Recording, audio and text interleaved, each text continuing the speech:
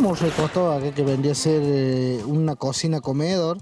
Y por el tema del carro, lo habíamos tirado un colchoncito con mi hijo de 3 años y sentí un presentimiento que me decía algo, levanta a tu hijo y sale urgente de ahí. Agarro a mi hijo, voy, lo cruzo a la cama, apenas lo asiento en la cama, se me desplomó el techo, se sintió el cimbrón del rayo.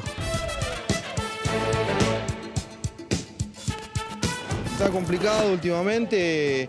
Hubo 4 o 5 robos en 4 días. Los vecinos del talar de Mendiolaza ya hablan de la temporada de robos que comienza en noviembre y se extiende hasta marzo. Desgraciadamente el panorama se repite todos los años. Muy contentos de tener la posibilidad de que la selección nacional juegue en el interior, porque es un hecho inédito. Es la primera vez que en una fecha FIFA la selección argentina va a poder jugar en una provincia, nuestro querido país, en una de las capitales del fútbol, esta provincia que le ha dado tanto a la selección.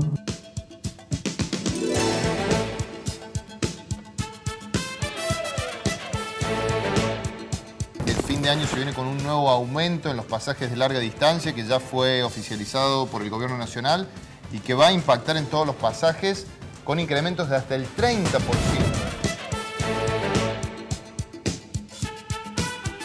El doctor Enrique Gavier ordenó imputar y detener, ya se encuentra detenido hace instantes, el señor Alejandro Seis Dedos, titular de la empresa mayorista de turismo TN.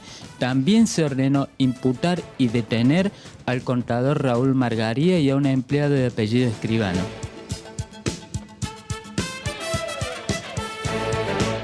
Evoluciona favorablemente la bebé mordida por un perro pitbull del vecino el jueves pasado. Camila, de 1 año y medio, pasará a sala común en las próximas horas. El estado de salud es muy bueno, está mejorando día a día, venimos bien.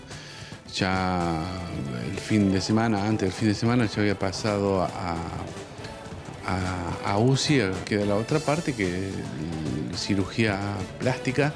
Tendrá que ver y ver a ver cuáles son las secuelas que ha quedado.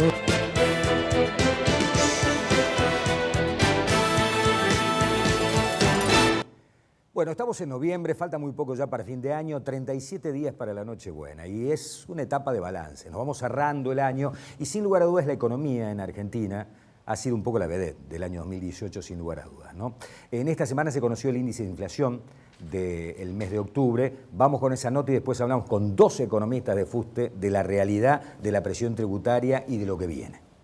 El índice de precios al consumidor acá en Córdoba, la ciudad de Córdoba, arrojó 5,48%. Esta variación mensual hace que tengamos un acumulado del año 2018, es decir, de enero hasta octubre inclusive, del 38,36%, y si comparamos con el mismo mes, es decir, con octubre del 2017, estamos en un 45,67%. Con respecto a la mayor incidencia, que es alimentos y bebidas, tuvimos una desaceleración, si se quiere, con respecto al mes pasado. En eso no llegó la variación al 5% de promedio, ¿no? Si bien el capítulo transporte y comunicaciones, donde interviene el peso de las naftas, tuvimos un 7,17%, fue uno de los más altos, conjuntamente con el capítulo propiedad, combustibles y electricidad, agua y electricidad, es decir, que entra todas las tarifas por el impacto del aumento del gas natural. Acá en Córdoba el impacto fue del 30%, que si bien lo promediamos con el aumento de las garrafas, que fue mínimo, el cálculo para el índice con respecto a este capítulo es del 22%. O sea, esto es lo que, si bien veíamos una desaceleración con respecto a los demás productos, es lo que prácticamente nos lleva a los mismos números que el mes pasado.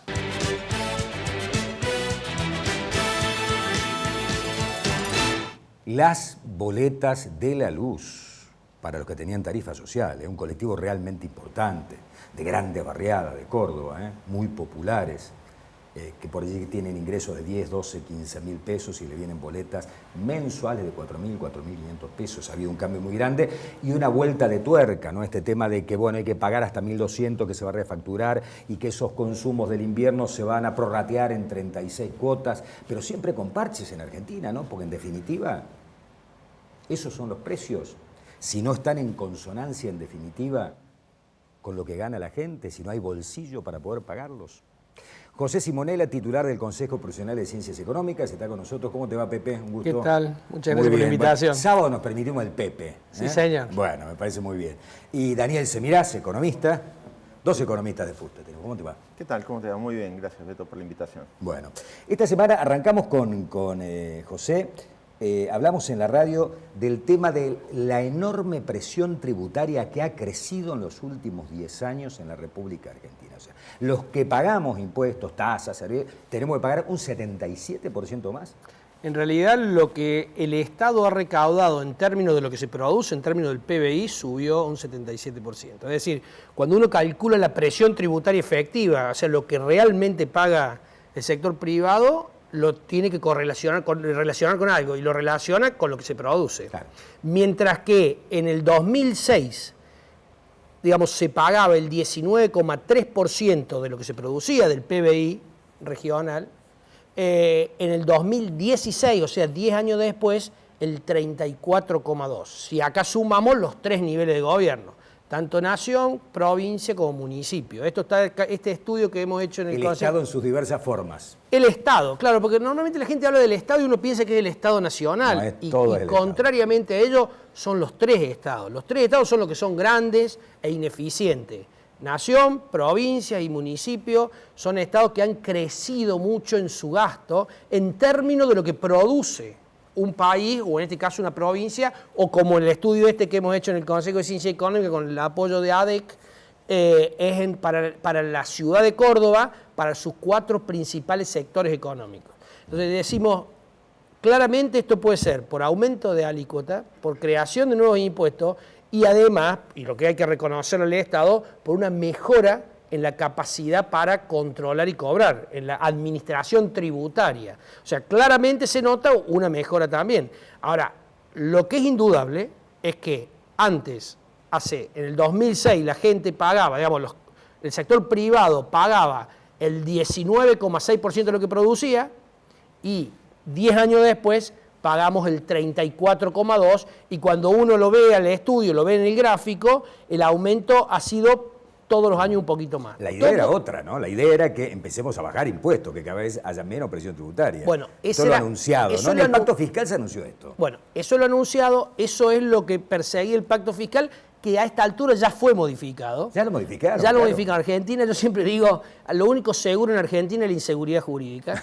y esto es una demostración de ello. 18 gobernadores y el gobierno nacional se pusieron de acuerdo para quitar impuestos a los sellos. Y 8 meses después, el impuesto a los sellos no se quitó. Y siempre la argumentación, cuando uno estudia la historia tributaria argentina, nosotros el estudio lo hicimos de 1810 hasta ahora, va a ver que la justificación para incrementar impuestos es siempre la misma.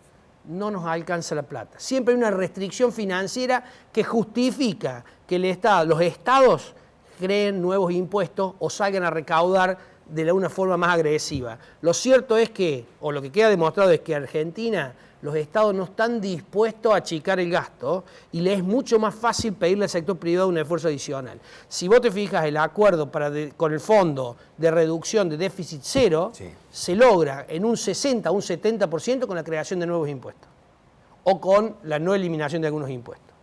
Es decir, complicado. Entonces, digo, no tiene nada que ver con lo que habían dicho algunos meses antes, que era la Argentina posible, viable. Sí, o sea, y lo que es peor, Beto, lo que es peor, estamos todos de acuerdo que Argentina en los últimos años estuvo muy cerrada.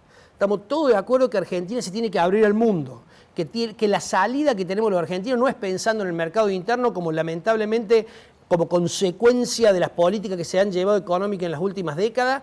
La empresa argentina mira en un 90% al mercado interno, que tenemos que mirar al mundo, que tenemos que vender al mundo, pero con esta presión tributaria no podemos competir. No, claro. Esta presión tributaria nos deja fuera de la competencia con los países de la región.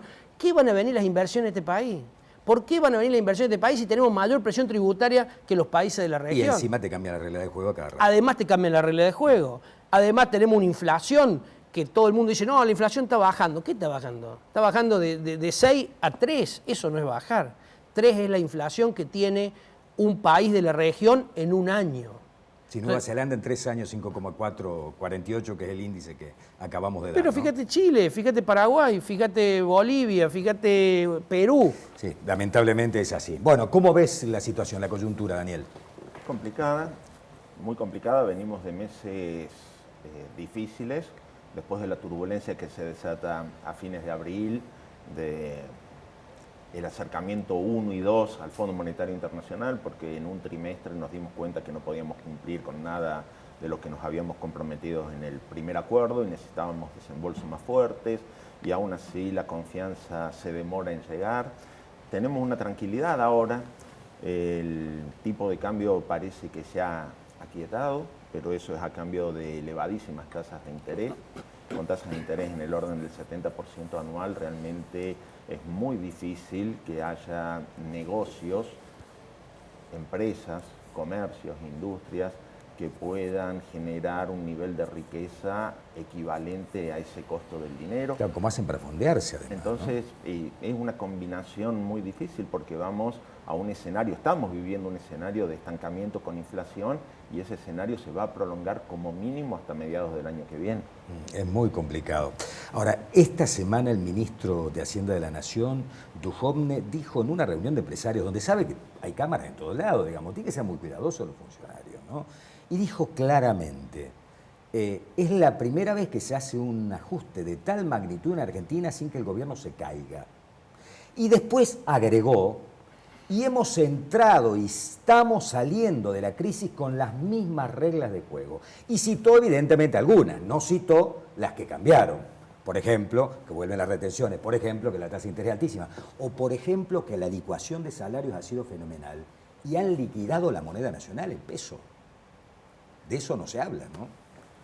Sí, lamentablemente, es decir, yo tratando de hacer una analogía con lo que dijo el ministro, es la primera vez que un ministro de Economía realiza semejante tenor de declaraciones y no tiene ningún tipo de reprimenda por parte de las autoridades que están por encima de él. Es llamativo. ¿Tu opinión con respecto a esto, José? Yo creo que un ministro de Economía tiene que, y más en un momento como este, me parece que no debiera hacer consideraciones políticas y debiera hacer cuestiones más técnicas, ¿no? Decirnos a los argentinos cómo sigue esto, cómo es el plan para morigerar algunos efectos que esta restricción monetaria tan grande, como decía Daniel recién, o tan fuerte, genera en la economía real. Porque hasta ahora lo que hasta ahora se ha hecho es tranquilizar algunas variables monetarias, básicamente el tipo de cambio. Pero todavía falta tranquilizar, de lo monetario hablamos, ¿no? La inflación y bajar la tasa de interés. Esta tasa de interés, aún habiendo bajado 10 puntos, como estaba el titular en todo el diario, de nuevo, ¿qué bajó? Bajó de 73 a 63, a 62 y pico. Sí. Sigue siendo una tasa inviable para la producción, no, José, para la pyme. Yo recuerdo en la época, hace 9 meses, 8 meses con Sturzenegger, menos 6 meses en el Banco Central, cuando llegó a 37%, salieron todos los economistas del país a decir, esto no es posible, el país no aguanta 3 meses con esta tasa de interés 37, llegamos al 73. Bueno, digamos, los oyentes se acordarán de la famosa conferencia de prensa del 28 de diciembre, sí, claro, donde empezó parte de los problemas económicos de Argentina, porque fue un mensaje muy duro para los mercados, digamos, y es donde justamente el presidente del Banco Central de aquel entonces claudicaba frente al ejecutivo, a lo político, y bajaba la tasa de interés, porque consideraban, como bien decís, que una tasa de alrededor del 30% era completamente inviable para la producción. Bueno, ahora tenemos tasa del 62%. Esta tasa la pyme no la soporta mucho tiempo más. ¿Cuál es el alivio que le va a dar a la pyme para que la pyme pueda subsistir? Pueda llegar a esto que todo el mundo, como muchos creemos, que el segundo trimestre del 2019 va a ser mejor. Pero hay que llegar al 2019. Y al segundo trimestre. Al segundo trimestre. Esa vaca muerta y la cosecha. Vaca muerta y la cosecha. Con lo cual tenemos que empezar a rezar que el tiempo nos acompañe. En esta que no caiga el precio de los commodities internacionales. Claro, en esta estimación tiene como fundamento una cuestión meteorológica que dicen que nunca Argentina en su historia soportó 2 sequías seguidas. Pero claramente los efectos climáticos pueden ser no solo sequía, puede haber otro tipo de... Ya tenemos inundaciones. Puede haber inundaciones y demás. Pero digo, uno cree que la balanza comercial con este dólar se va a equilibrar, que es uno de los graves problemas que tiene Argentina, como consecuencia de este tipo de cambio. El neto del turismo va a mejorar, aumentó el turismo receptivo, va a caer, digamos, los argentinos que viajan al exterior, y por ende se entiende que la balanza comercial va a tener algunos tips que nos van a ayudar a solucionar ese problema. Y si por otro lado el déficit primario se soluciona y se cumple el acuerdo del fondo, también desaparecería todo defecto. Ahora, se tienen que alinear los astros también. Se tienen que alinear los astros con las cosechas. Se tiene que cumplir el presupuesto que se votó, porque estamos en año electoral. Y en año electoral es muy difícil cumplir un presupuesto tan restrictivo. Sí. A punto tal que el propio gobierno sacó el bono. Pero no solamente que sacó el bono, sino que ahora ha manifestado el viernes que se lo va a dar también al sector público y nacional. Y además también, como demostración para que el sector privado lo siga, además va a adelantar el aguinaldo. Digo, todas medidas que tienden a mejorar un poco el humor social y tratar de mejorar un poco también el poder adquisitivo de ese salario que ha estado tan erosionado como consecuencia de la inflación y de paritarias que todavía no terminan de cerrarse ni aparecen. ¿Cómo ve, Daniel? Ustedes tienen la semana que viene, me parece, ¿no? Un seminario de la economía que viene. Tenemos el 29. El 29, un jueves 29 ¿Cómo ve de la noviembre. economía que viene? Primer trimestre, segundo trimestre, si ¿puede haber alguna mejoría? ¿Coincidís? Yo lo veo más para el segundo semestre que para el segundo trimestre. Necesitamos que la cosecha ingrese y comience a manejarse. Necesitamos que el tipo de cambio que ahora se ha calmado, en el orden más o menos de 37 pesos por cada unidad de dólar, en un contexto de inflación muy alta, puede llegar a provocar nuevamente una situación de atraso en la paridad cambiaria, y eso fue lo que terminó generando las turbulencias cambiarias que tuvimos en abril-mayo. Entonces habría que ser realmente muy cuidadoso, porque esta calma que estamos viviendo no puede sostenerse con una inflación tan alta. Es decir, si no, se van a tener que pagar costos en términos de mayor volatilidad en los mercados financieros y en los mercados cambiarios. Creo que eso es muy importante. Otro aspecto que también hay que tener en cuenta es que la contracción monetaria a la cual se está sometiendo a la economía argentina se está financiando con una acumulación de un stock de letras de liquidez por parte del Banco Central que pueden terminar convirtiéndose en una bola de nieve muy parecida a lo que sucedió con las LEBAC y que ahora se está tratando de desarmar.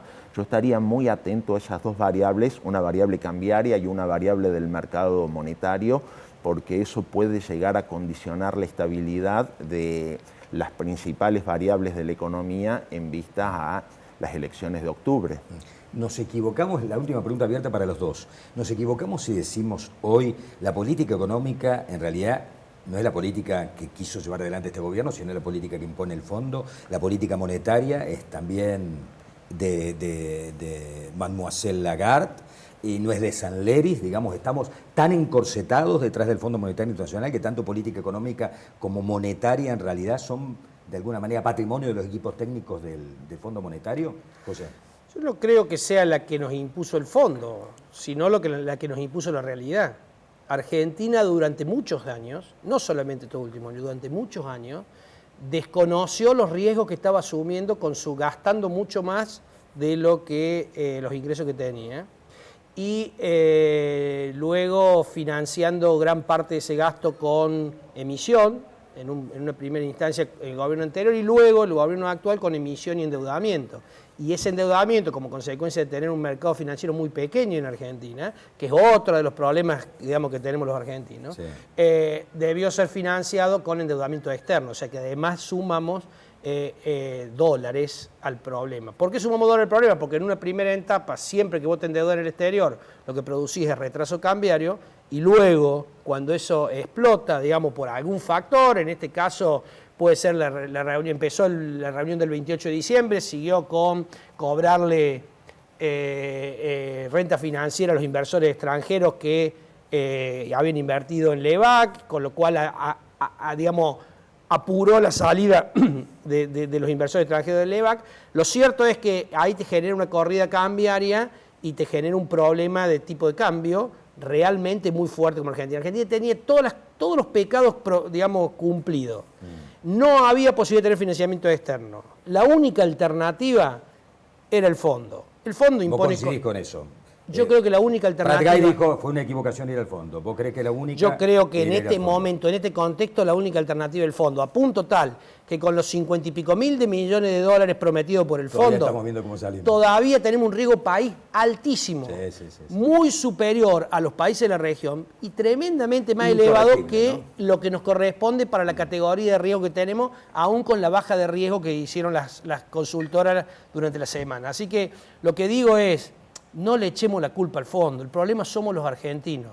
Los argentinos gastamos más de lo que producimos. Tenemos un Estado, cuando digo Estado de nuevo, nacional, provincial y municipales, completamente ineficientes. Voraces. Para que te den una idea, en el 2006 el Estado gastaba el 24% aproximadamente de lo que se producía. 24% del PBI representaba la suma de los gastos de los estados.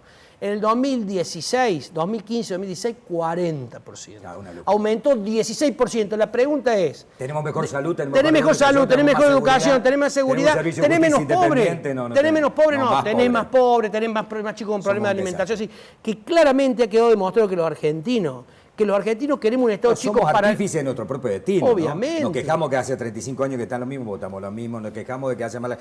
Yo creo que ya tendría a esta altura los acontecimientos, mira, tenemos un concejal acá, legisladores no tenemos, ¿no? Pero tenemos que empezar por cuestiones básicas. A ver, prometiste cumplirlo. Si no, no podés ser candidato a la próxima, digamos. Usaste en campaña una serie de compromisos. No me cumpliste el 90% de las cosas, flaco, vos no podés ser.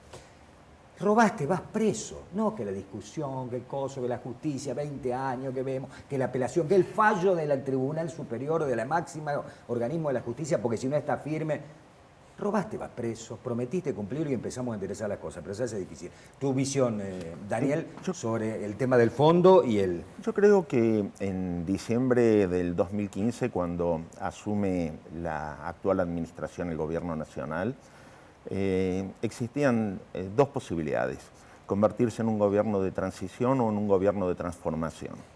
Y se optó... Vos lo dijiste, yo recuerdo que esto te trajo problemas en el año 2016, dijiste, en pero eran meses lo que había transcurrido, dijiste va a ser un gobierno de transición y no de transformación. Exactamente, porque las medidas de austeridad que podrían haberse aplicado se dejaron de lado a favor del gradualismo. Y los funcionarios, hablemos Pratgay, Melconian, que fueron pregonando un poco más de disciplina fiscal y un poco más de energía en las decisiones que se tenían que tomar, fueron apartados del gobierno y se decidió ir más por el ala política. Sí, una de las alas políticas de Marcos Peña, ¿no? Y hay un tema muy importante. Sí, Marcos Peña, pero acompañado con Caputo, acompañado con todo un grupo de funcionarios que convenían en esto de ir mucho más despacio y que la transformación no fuese demasiado profunda. Un aspecto muy importante es que se regresa a los mercados financieros internacionales y entonces ya el déficit fiscal deja de financiarse con emisión monetaria y entramos en endeudamiento, hasta que se termina. Y cuando quedamos nuevamente afuera de los mercados financieros internacionales, porque al igual que en el kirchnerismo, el gobierno de Cambiemos queda fuera de los mercados financieros internacionales, en aquel momento por decisión política y en este momento es por inconsistencia en los programas económicos. En ese momento aparece la figura del Fondo Monetario Internacional. ¿Había opciones? Sí, había opciones. Ser mucho más disciplinado previamente y posteriormente recurrir a mecanismos de austeridad muy acelerados, que es lo mismo que impone el Fondo Monetario Internacional, pero no con el objetivo del fondo, que es el de garantizar el pago de la deuda externa, sino garantizar ese proceso de transformación del Estado que en la primera etapa de gobierno, los primeros 2 años y medio, Cambiemos decidió no llevar adelante. Ahora lo hacemos porque nos imponen esto desde el Fondo Monetario Internacional. Y es eso donde estamos. Muchas gracias a los dos por haber estado con nosotros. No, gracias por la invitación. Muchísimas gracias por la invitación, Beto. No, por favor, a ustedes por venir. Bueno, esta semana también fue nota otra vez Alfredo Casero. ¿Recuerdan el flan? El presidente, parte del ala política, como decía Semirás, rápidamente dijeron, che, hay que aprovecharlo a esto. Y lo sacaron al presidente comiendo flan el mismo día. Ahora sale Casero a decir, interpretaron todo como el traste. Es grave, no es para reírse el tema de queremos flan. Y criticó duramente al gobierno y los mismos trolls que lo alabaron y casi lo erigían como un potencial candidato a vicepresidente, esta semana destrozaron a Alfredo Casero después que dijo lo siguiente. Porque nosotros no votamos eso. Tenemos adelante un gobierno con el culo pesado, con el pecho frío, que le importa 3 carajos y nos ha abandonado a toda la gente que le hemos puesto el pecho. ¿A vos te abandonaron? No, a mí y a toda la gente que le ha puesto el pecho porque se piensan que ganaron por ser pro. Y ganaron porque toda la gente se puso en contra de algo que fue terrible, que fueron un choreo absoluto durante años y donde ahora tenemos que estar escuchando a la señora a ver qué dice. Nosotros no somos boludos y en realidad están jugándose. La próxima, no se dan cuenta que esperando al peronismo se les va a ir la gente. Porque estamos hinchados las pelotas los que no somos boludos. Que haya aparecido el presidente comiendo flan, es que, y flan, en la casa de gobierno, no sé dónde lo hicieron, no entendieron absolutamente, ni siquiera se detuvieron a entender cuál era la parábola, que es trágica, no es graciosa. Y no, el gobierno no entendió tu parábola del flan. El gobierno no le importa 3 carajos la gente, lo que dice la gente, lo que piensa la gente, y te puede pasar que te ponen esto, que te ponen una pistola en la cabeza y les importa 3 carajos, que hoy por hoy tratan de arreglar con todo el mundo. Estamos viendo cosas que nosotros no votamos para eso, nosotros no votamos las cosas que estamos viendo. Bueno, evidentemente, ¿no? La misma persona que había sido tomado casi como un héroe por el gobierno y los trolls del gobierno que salieron rápidamente a bancarlo en las redes sociales, esta semana salieron a destruirlo porque lo que dice es hubo un error de interpretación. Esto no es lo que yo dije. Esto no es gracioso, no es para que salga el presidente a comer flan. Esto es parte de la tragedia argentina, en realidad.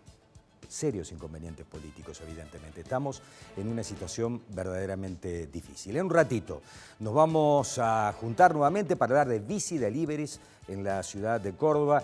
Hubo un hecho muy grave con una chica venezolana a la cual le desfiguraron el rostro aquí en nuestra Córdoba. Y después vamos a hablar de prevención de cáncer de colon con el doctor Herrera Nahum. En un ratito nada más, no se vayan.